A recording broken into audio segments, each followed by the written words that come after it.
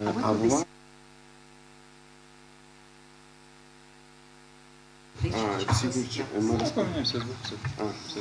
я тут зможу?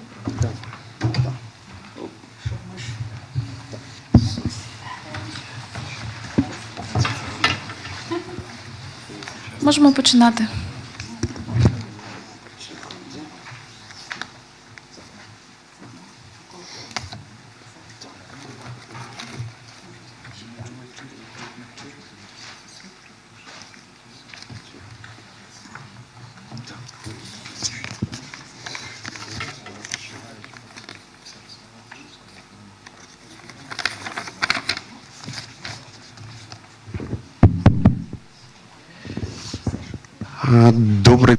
Good afternoon, dear colleagues, journalists, experts, all interested parties. I'm Vasyl Babych, and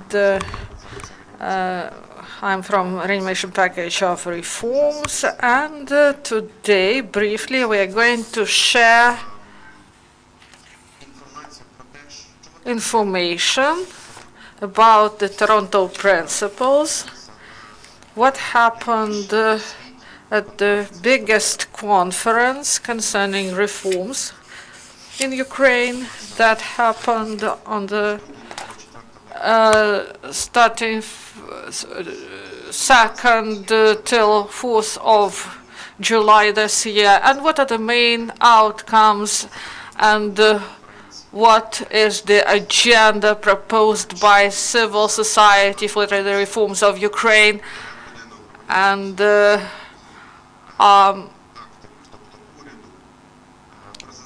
so the government, the president, the office of the president participated during this event, and we will speak about our way ahead for the next 5 years.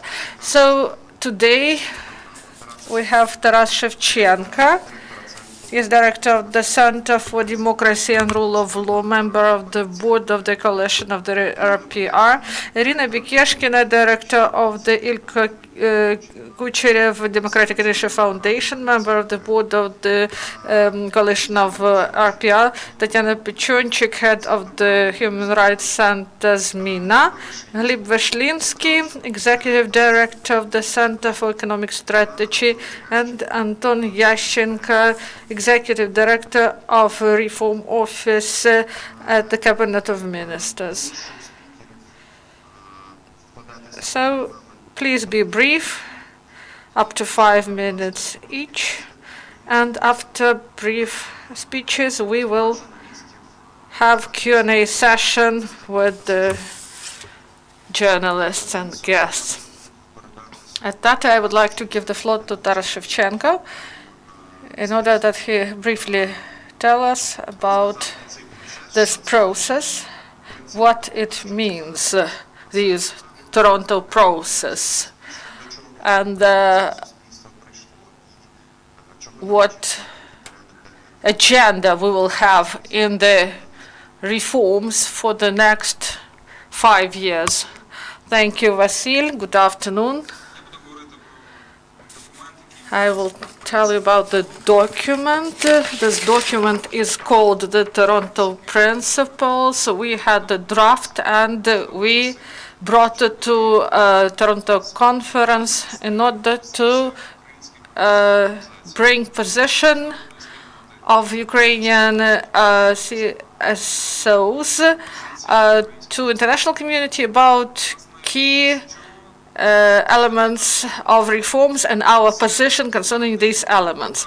So this is a guideline for the country where it should move. We should not forget about the results, and we shouldn't forget about irreversibility of reforms. When we started to get prepared to the conference, one of the ideas was the idea of participation of civil society organizations in this conference and how to participate in further process. And we decided to develop a document in which we will fix position of civil society organizations concerning reform. And Iryna Bekeshkina will tell us more about position of the society. And the society is mainly dissatisfied with what happened, but international partners, they look from outside and they see that in many spheres Ukraine did more in these 5 years than in the whole the whole period of independence.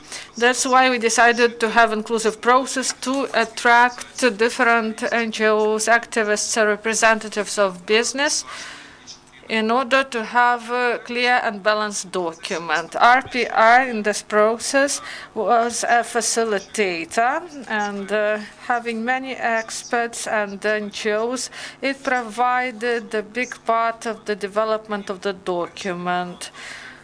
So also we developed policy briefs,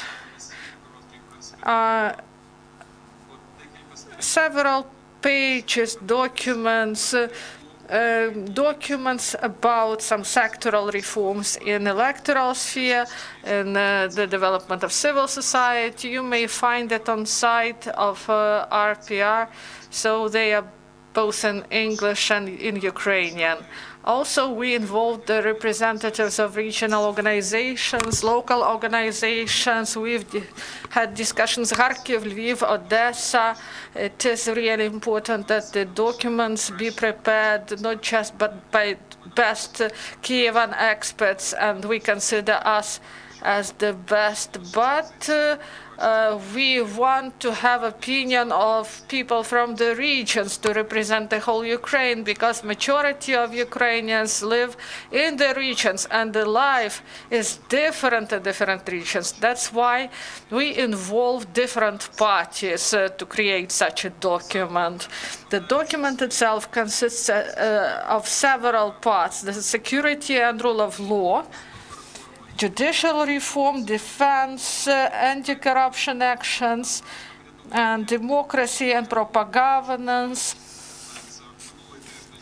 And last week we had the progress concerning electoral reform, and to provide proportional system with the open lists to reinforce the link between the voters and the candidates.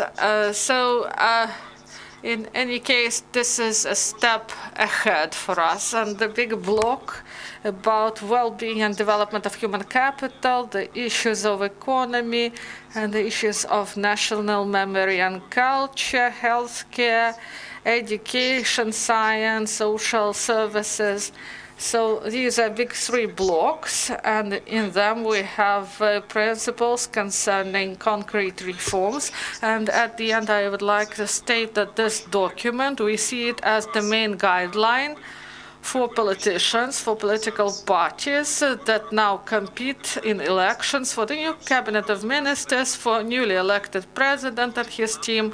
This is the direction in which we hope Ukraine will develop. And the role of civil society is to move in the right direction, to help to move, and to monitor the progress, whether it corresponds the right vector of reforms or we move in the wrong direction. So this was the 3rd conference. These are yearly conferences, London, Copenhagen, Toronto. Then there will be a conference in Vilnius in a year, and we will have some conclusions, and we will see what will be done in a year in those areas, in those principles set in Toronto document. So we see that this document is not static. This is a live document, and 100 organizations participated in it. And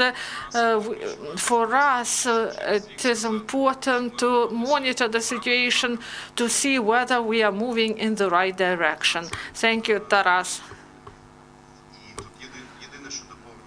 The only thing I want to add, at the moment, in Toronto, more than 90 NGOs signed and 70 business associations signed this document. Civil society plus business, private sector, this will be 160 organizations at the moment. So, important issue discussed in Toronto was provision of well-being and sustainability of development of Ukraine for the next 5 years. Now we see hryvnia is being reinforced for a month already, so we see some financial macroeconomic stability. And we have a question to Hlib Vyshlinsky. We know that in Toronto Principles we have a whole block concerning prosperity and the block about macroeconomic stability. This is one of the biggest in economic reforms. Could you please provide us more information about civil society proposals to the government and to other actors? Maybe something, some signals you've seen from the government or from presidential office or from the president that he supports these proposals, and what are the prospects for implementation in the next 5 years? Thank you, Vasyl. Going back to the conference in Toronto, why it was interesting. It was interesting because it was not just a governmental conference. We had the work of Ukraine House.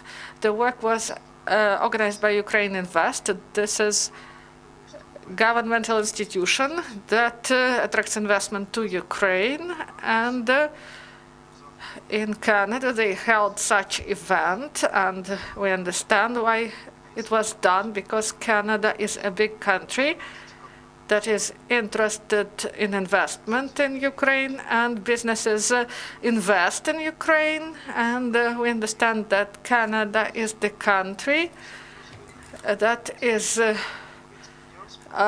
they have the biggest Ukrainian diaspora, and the Ukrainians who live in Canada, they are interested in investment to other countries, and often they rationally think about investment opportunities in Ukraine, and they would like to invest in Ukraine because this is the country of their origin. And the aim of the conference and Ukraine House was to speak about business. We had panel discussions, and we had a lot of people there. The panel on cooperation in IT between Ukraine and Canadian companies. Many people were interested, companies were interested, those who have businesses in Canada and in Ukraine. Going back to principles, we want to attract a lot of investment in Ukraine because investment are lacking now, and we want to have economic development, and we want to have more than 5% like they have in Europe. And each year when we look at those needs of investors, this is macroeconomic stability is the requirement. Reinforcement of hryvnia is good for us as for consumers, but the main indicators are investments and economic growth. In order to decrease risks, we should see the components of macroeconomic policy, and the state should not have debts. We shouldn't have budget deficits, and independence of national bank should be preserved. We should have a flexible exchange rate. We should not repeat the errors of the past. And about investment risks, important component is the rule of law, fighting corruption, and successful implementation of the judicial reform and court reform. Also, the opportunities for investment to cancel moratorium on selling agricultural land and privatization of big enterprises, and to reduce the lists of enterprises that are banned for investment, for privatization. And there is such a list of enterprises that are banned for privatization. Also to improve business climate and to demonopolize the markets and to create favorable conditions for small business and its growth to medium business, mid-sized business, and to simplify taxation processes and to simplify procedures connected with border crossing and to increase opportunities for Ukrainian companies to use opportunities of free trade agreement with the European Union. And when we are speaking about the position of the president and representatives of those parties, including his party, those who probably will be the members of the coalition, they support these ideas, and the president, during the meeting with business associations, said that Ukrainians should be able to implement their rights and to manage their property. This is about land moratorium, and he believes that this moratorium should be cancelled and the market of land should be opened. And this is pro-business position of the new president and his party. They want to have business initiatives in all the spheres and to create maximum favorable conditions by the state to implement business ideas of Ukrainians in Ukraine. Thank you, Hlib. Important issue during the conference was the development of civil society and protection of human rights. The main challenge was whether we focused enough on this. And during governmental days and Ukrainian House Day, whether they were able to focus properly on this issue. And we would like to give the floor to our colleague to speak about it. So, did we have proper focus on human rights? And maybe you got some signals from international community about human rights in Ukraine. Good afternoon, dear colleagues. The topic of human rights is really broad. And in the framework of this conference, we were not able to speak about all aspects, but I would like to focus on 3 points concerning human rights that were discussed during the conference. Vasyl mentioned this is the freedom of association and protection of civil society. This topic was chosen as one of the priorities in preparation of Toronto Principles, and our organization, together with Ukrainian Independence Center of Political Studies, we've prepared a policy brief and the key principle of the reform, what should be done in order that in Ukraine we have protected civil society that is able to develop, and there were key recommendations. We should continue simplification of legislation for NGOs, and second, to implement, and before the conference we proposed to cancel e-declarations for anti-corruption activists. And on the 6th of June, the Constitutional Court provided a decision that this decision is not constitutional, and this was supported by people's deputies and the ombudsman. So this was done before the conference. And the third problem that is acute is attacks on activists.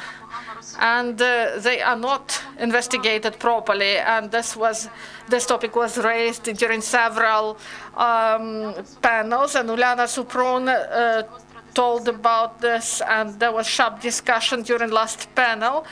where Minister of Internal Affairs took part, Arsen Avakov, and several activists addressed questions to him, who ordered Katerina Ganzuk. And they raised in the T-shirts with banners, and we will have a year when our colleague Katerina Ganzuk was attacked, and executors of this crime, they were brought to court, but unfortunately those who ordered this crime, they were not punished, and we are waiting for it. And our organization monitors attacks on activists throughout Ukraine, and we monitor the investigations, the cases that happened after Euromaidan. And I would like to say that more than 90% of the attacks, they are not properly investigated, and there is no proper attention from people. And when people and media and international organizations, when they address law enforcers, this help to pressure law enforcers to investigate. And in case of Katerina Ganzuk,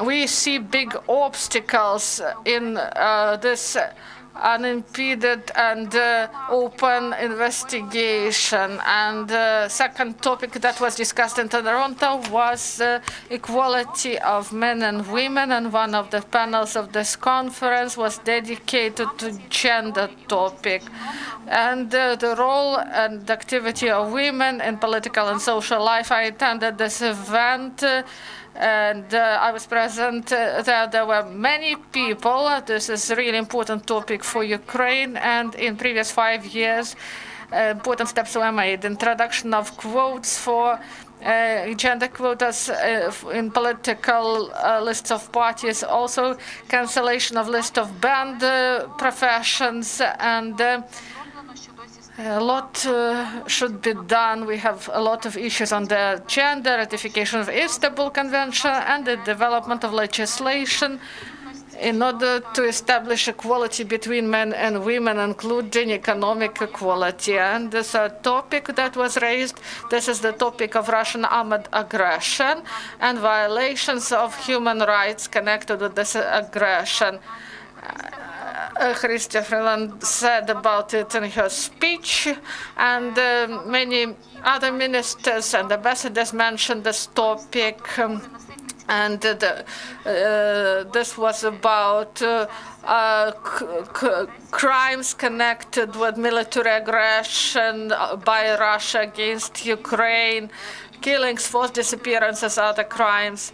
And also there was action to support Oleg Sentsov in order to bring attention to his topic, and to also that 250 people are hostages of Kremlin. They are now in prison in the territory of Russia and in Donbass. These are our prisoners of war, our Marines, and those who are held in the territory of Russia and in the territory of occupied territories of Donbass.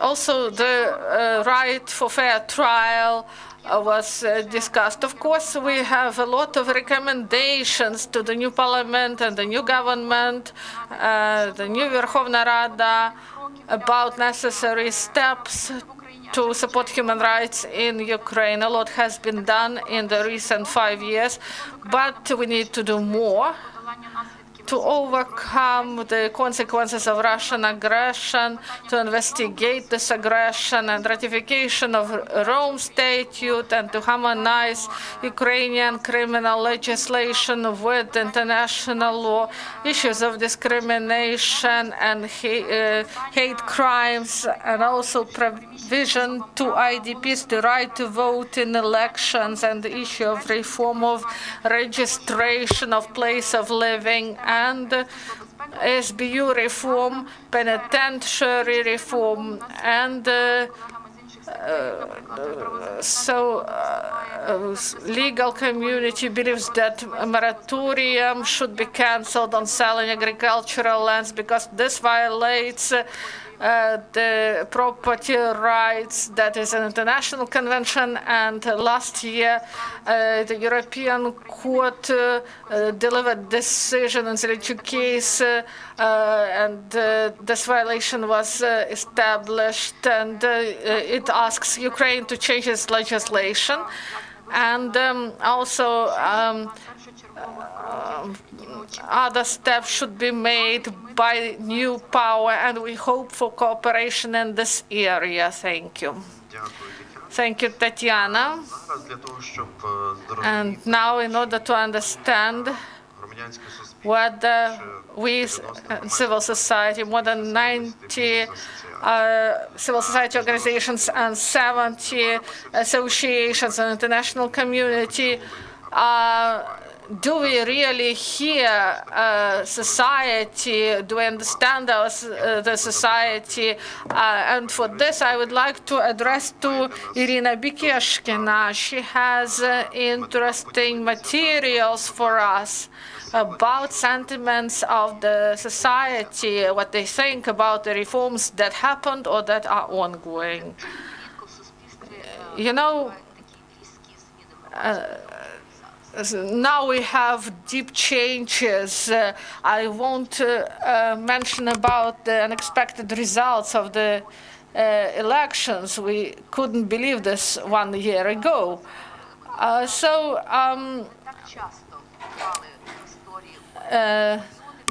In Ukraine,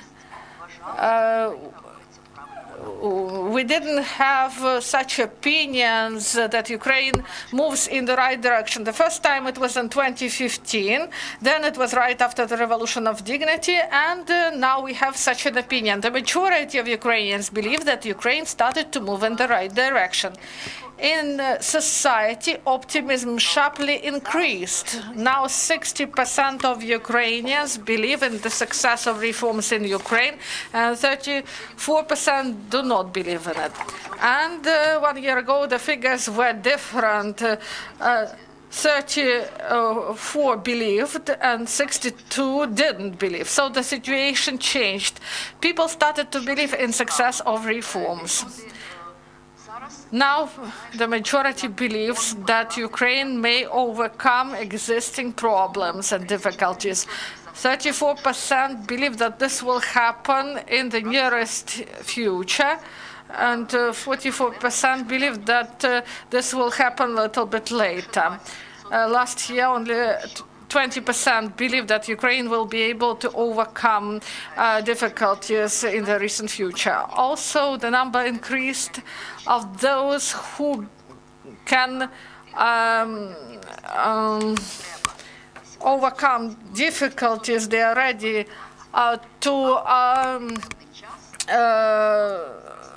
to wait until improvement. So the number of such people increased. We have 40% of such people. People are ready to wait for good results of reforms. And also important is that paternalism decreased. And we thought that it should have decreased, but increased, but each decreased. So now people believe that the state should provide the rules, and people should provide for themselves. They should provide for their well-being. So today, the number of people who believe that they should take care of themselves, this number increased. That the person should use the chances provided by the state, 61%, and before that we had 45% of such people.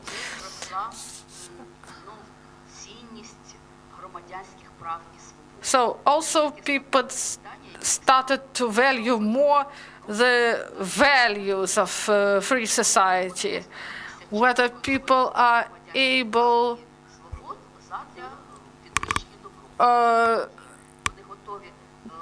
so people now are ready to now people they want to preserve the values and they are able to wait until improvement. So now I believe that we have a better situation for reforms. Who can be the driver in Ukraine for reforms? So they believe that this is Zelensky. 61% believe that he is the main driver for reforms. Before we didn't have this. Poroshenko was also seen as a driver of reforms, but in the best times, 38% of people believed that he is the main driver for reforms. So people have more trust in the new Rada and the new government. For the Rada, this is 46%, and for the future government, 42%. So now the climate is really good for carrying out reforms. But also there is a threat, because if needed reforms are not implemented quickly and efficiently, these sentiments may reverse and people will have mistrust, and people won't be able to believe that reforms are possible in Ukraine. So there may be many different bad consequences. That's why we understand that after elections, active work should be started. We should unite all reform forces, and we should not distract who are ours, who are not ours. And reforms should unite everyone, and they should unite the whole society. Thank you, Iryna. So you provided some optimism, some optimistic information that now we have good temperature in the country and Ukrainians will have new window of opportunities, and more people would like to defend their rights and freedoms, and they feel that Ukraine on the right way. We are in the state of transit, in the state of turbulence, and we should take this into account. We will have parliamentary elections.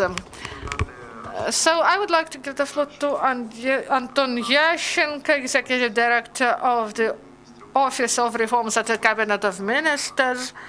This office was one of the coordinators of this conference, and I understand this office prepared also to previous conferences. So, Anton, I have a question to you. Whether during this conference civil society had a big role, and about Toronto principles. So they are recognized by civil society, by business, by government, and what further steps do you see? Good afternoon. First of all, I would like to thank all the authors who participated in preparation of this document. This document is professional. Everything is in place in this document, and we thank RPR for coordination of the process. For the third year in a row, our team is working for the organization of such events, and it was not easy. It was between elections, and everyone understood that many politicians will be in political campaigns, and for them it is difficult to carry out these technocratical discussions.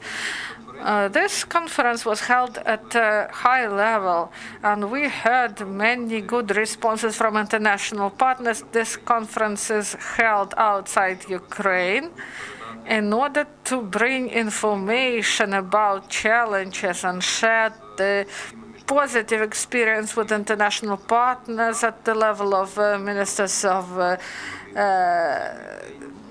Foreign Affairs, and this year we had 2 days with Ukrainian House, and everything was dedicated to Ukraine, and it was costly, but we should build positive image of Ukraine.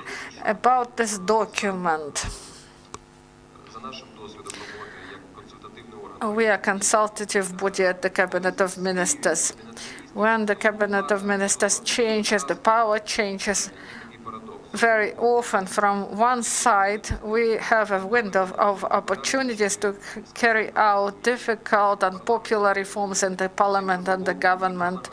But at the same time, neither parliament nor government are not ready because they do not know how to do it, or they undergo some appointments to positions and they have fight between themselves. So we hope that when new government is appointed, we hope, and the new Verkhovna Rada is set, so we hope that there won't be many disputes. So we have high hopes for this document.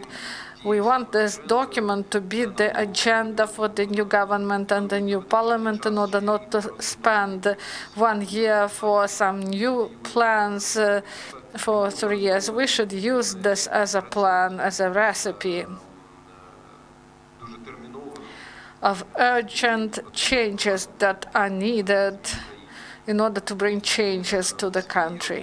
And in our work, we analyze political programs of the parties that are registered on CEC site and implementation of the coalition agreement, and we see that the majority of recommendations and tasks coincide.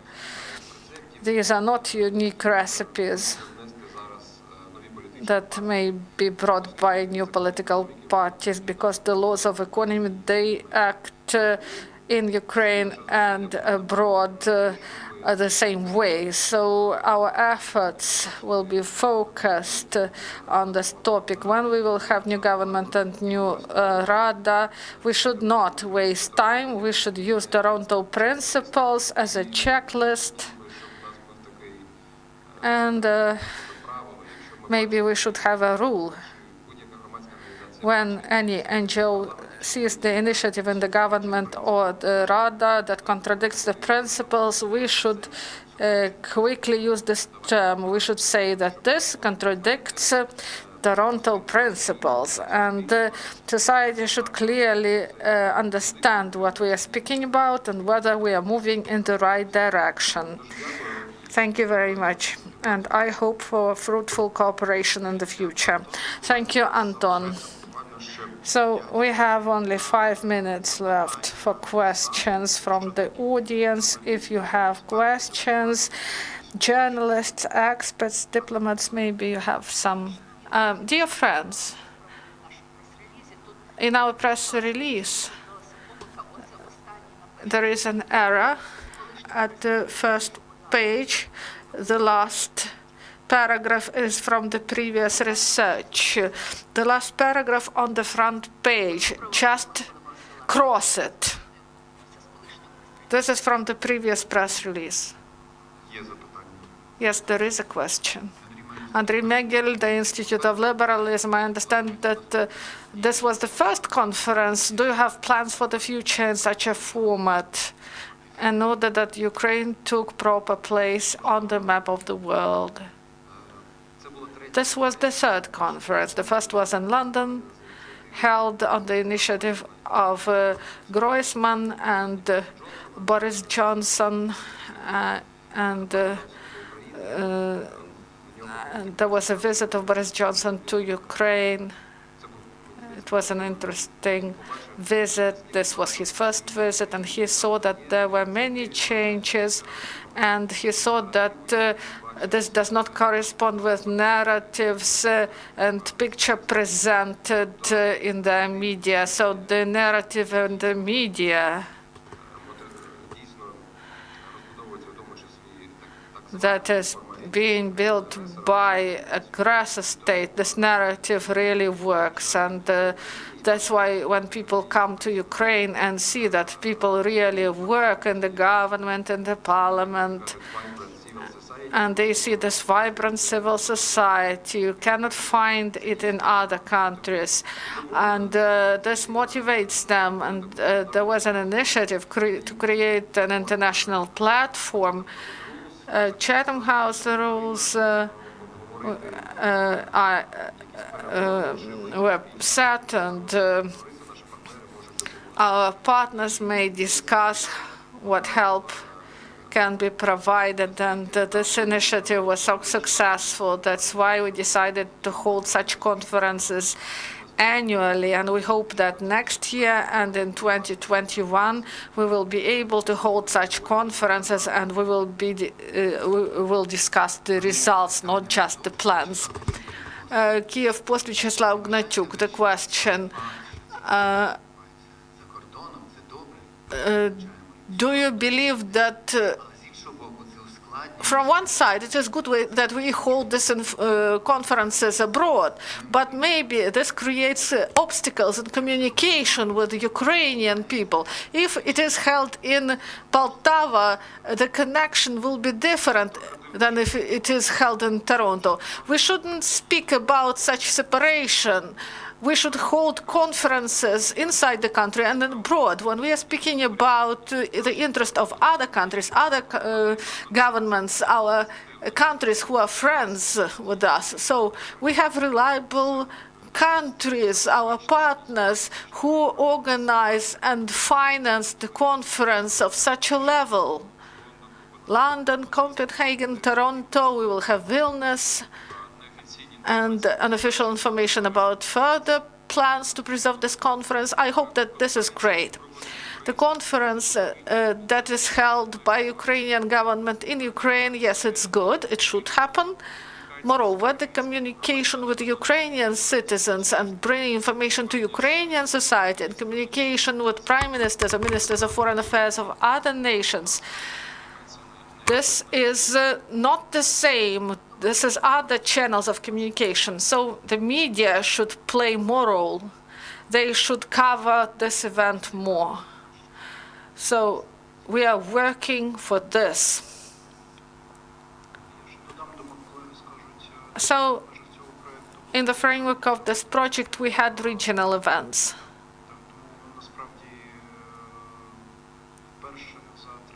First, for the first time, this conference,